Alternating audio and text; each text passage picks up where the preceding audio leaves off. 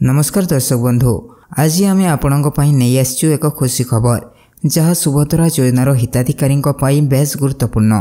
जदि आपण भी यही योजन अच्छा किंबा यह विषय जानवा चाहते तेबे यह वीडियो को शेष पर्यंत निश्चय देखंतु। जदि आपण एपर्यंत वीडियो को लाइक करना तेबे लाइक करी चैनल को सब्सक्राइब करी बेल आइकन दबाई दिंतु, जहाद्वारा आगामी अपडेट आपण को सहजरे मिल पारिबो। तेबे आसंतु जानिबा सुभद्रा योजनार लाटेस्ट अपडेट विषय रे।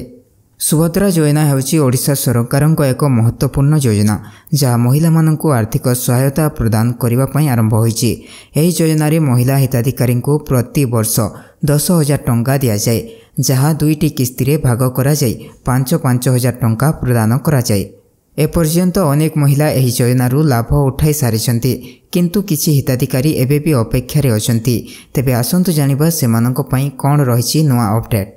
आपण माने जानिछंती जे एपर्यंत सुभद्रा योजना रे 3टी किस्ती बंटन होई सारिछि, किंतु एही समय रे अनेक हिताधिकारी अछंती जे माने गोटिए किस्ती 5,000 टंका पाइछंती, किंतु अन्य दुईटी किस्ती एपर्यंत मिले नाही। दुईटी किस्ती 10,000 टंका पाइछंती, किंतु तृतीय किस्ती 5,000 टंका एबे भी बाकी अछि। आउ किछि हिताधिकारी अछंती जे माने एकदम टंका पाइ नाहंती। तेबे एमानंक पई एक बड़ खुशी खबर आसीछि। मिलुथिबा सूचना अनुसार दीपावली अवसर रे एही हिताधिकारी को बाकी थिबा किस्तीर टंका मिली पारे।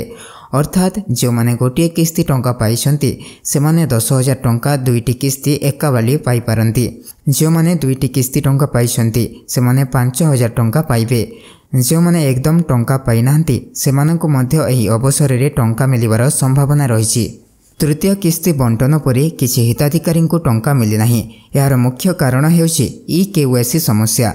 किछि क्षेत्र रे ई-केवाईसी गड़बड़ हेबा जोगु किछि हिताधिकारी को मृत बोली घोषणा करा जायथिला, जहा संपूर्ण भूल थिला। याकु नै उपमुख्यमंत्री प्रभाती परिडा सूचना दैछंती जे एपरी समस्या रे पड़िथिबा हिताधिकारी को फिजिकल वेरिफिकेशन करा जिवो।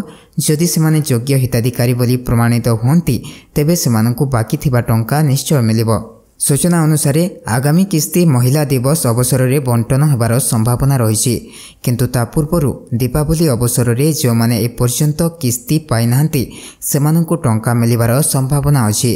तेबे दर्शक बंधु, यह थिला सुभद्रा योजनार लाटेस्ट अपडेट। आशा करछु एही सूचना आपनक पई हेल्पफुल होइतिबो। आगामी अपडेट पई हम चैनल को सब्सक्राइब करी रखंतु।